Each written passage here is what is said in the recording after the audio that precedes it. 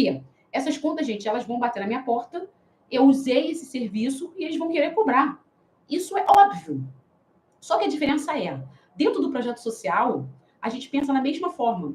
Só que a gente não pensa dessa forma. A gente pensa assim, cara, eu tenho um projeto social, eu fiz uma coisa que poucas pessoas fizeram, então por que as pessoas não vêm doar para mim? Porque, gente, eu sou praticamente uma em 1 milhão, uma em 100 mil, cara, porque se a gente pensar o número de organizações, com o número de pessoas que existem no Brasil, gente, é pouquíssimas pessoas, pouquíssimas, menos de 1% são menos de 1% é um projeto social.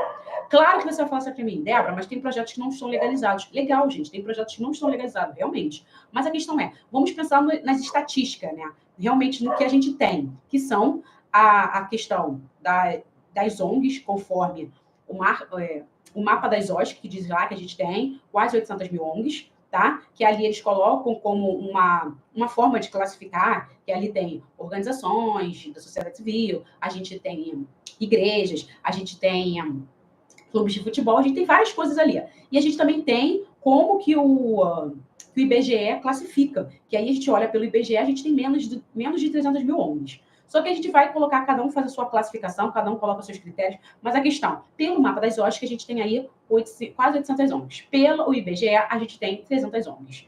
Mas a questão é, não importa se foi 800 ou 300, é menos de 1% da população. E aí a questão, se tem menos de 1% da população, eu sou uma pessoa praticamente especial, porque eu tive a ideia de criar um projeto social para contribuir com pessoas, e eu vi que pessoas que acreditam nessa ideia que eu tive estão colaborando e fizeram com que esse projeto acontecesse. Legal, a gente já entendeu. Só que a questão é, quando a gente fala de dinheiro, a gente acha isso muito complicado, a gente acha que isso não tem que acontecer. Que não deve acontecer esse tipo de coisa, que é complicado isso acontecer. Só que minha pergunta é para vocês, como que isso é complicado se a gente sabe que a gente tem que pagar luz, água, telefone, gás e alimentação e comprar material, esse tipo de coisa? Existe uma realidade. Existe sim, a gente precisa de dinheiro para fazer o projeto acontecer. E como eu disse, alguns casos não, porque alguns projetos estão dentro de escola pública, outros projetos estão nas praças, outros projetos são pontuais, que são ações. Mas, ao mesmo tempo, quando a gente pensar, se são ações, precisa de recursos para fazer ação, porque a gente não sabe qual é o tipo de ação, né? Essa ação pode ser, sei lá, alimentação das pessoas, então, pessoas em situação de rua, então a pessoa faz uma ação pontual de todo sábado ir lá e distribuir alimento, então precisa de recursos, porque precisa do gás, precisa do fogão. Então, mesmo que eu não use um fogão da minha casa, ou que eu use o fogão da minha casa, eu preciso do gás. Mesmo que eu use o fogão da minha casa e o gás da minha casa, eu preciso do alimento. Então, assim, como que eu consigo esse alimento? São pessoas que me doam? Na verdade, as pessoas dão dinheiro, eu vou lá comprar esse alimento? Então, gente, a gente pensa que, não, Débora, eu não sei, eu só sei que está faltando dinheiro recurso no projeto. E aí vem a questão, olha só, está faltando recurso no projeto. A gente pensa no dinheiro depois. A gente pensa no dinheiro quando a corda está no pescoço.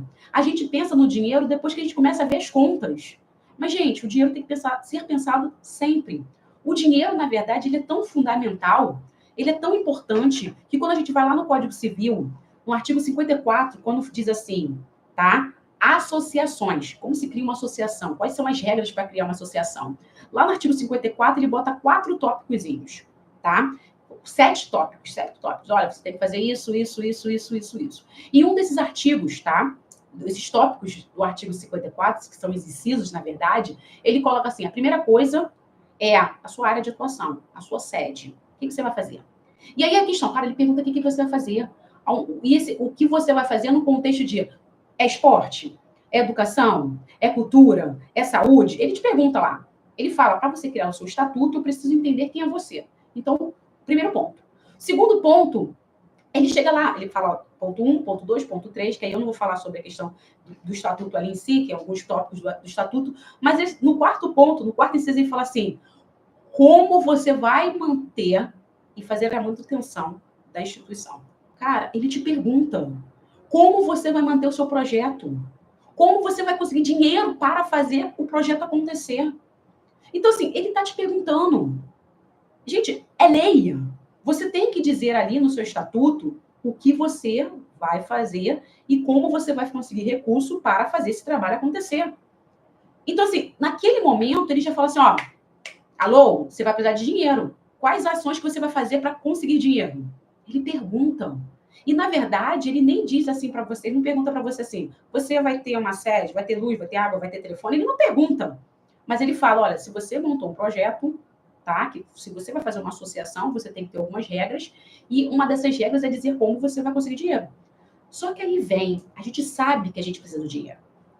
Ou pelo menos eu acredito que vocês saibam, né? Por que eu acredito? Porque, assim, se você vai montar um projeto, qualquer coisa que você vai fazer na sua vida, praticamente, você precisa de recursos. E se você falar para mim assim, não, Débora, não preciso, precisa, gente. Aí eu falo, vai para o mundo real, vai para o teu mundo. Vai para o teu mundo que você é dona de casa, ou se você trabalha fora, que você é mãe, que você... Não importa, mas vai para o mundo real. Aí eu gosto de sempre botar uma ideia que a gente pensa muito, sabe? Eu quero viajar. A gente praticamente tem um feriado aí chegando, e eu falo, eu quero viajar. E olha que nosso feriado agora, ele vai ser na terça-feira. E aí já deram um ponto facultativo na segunda. Então a gente vai sair na sexta-feira e vai ficar sábado, domingo, segunda, terça na rua. Claro que eu não vou fazer nada, tá, gente, nesse período. Mas a questão é, eu tenho possibilidade de passear, eu tenho possibilidade de passar um feriado prolongado em algum lugar. São 4 dias. E para que eu possa fazer uma ação dessa, de ir para algum lugar, passar 4 dias fora, eu preciso de alguma coisa.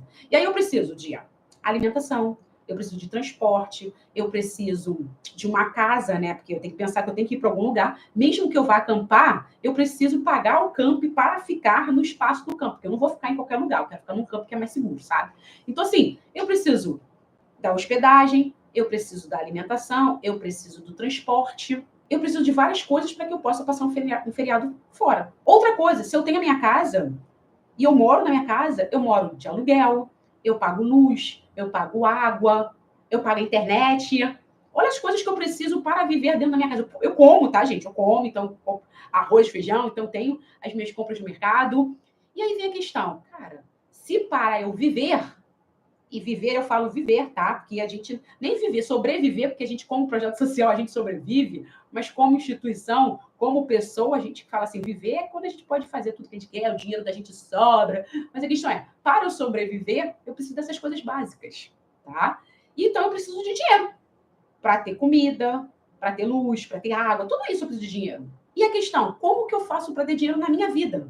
Para que eu possa pagar minhas contas? Aí eu tenho algumas opções, tá? Eu vou botar as opções não só para mim, né? Mas para a sociedade. Eu tenho um emprego, carteira assinada.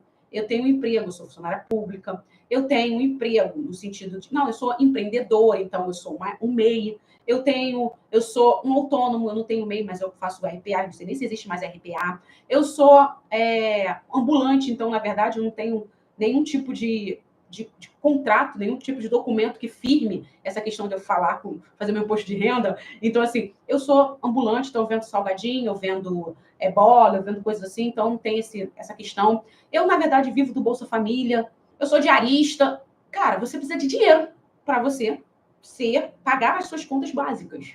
Isso é o mundo real. Aí vem um projeto social. Isso aí, gente, vem o projeto. Cara, você fez o quê?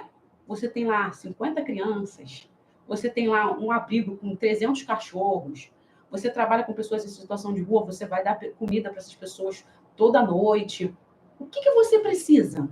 Comida para as pessoas em situação de rua, tá? O transporte, comprar água, comprar as marmitas, comprar comida para botar na marmita. Isso vai ter um gasto. Para fazer só essa ação de dar comida para as pessoas em situação de rua, você já gastou dinheiro.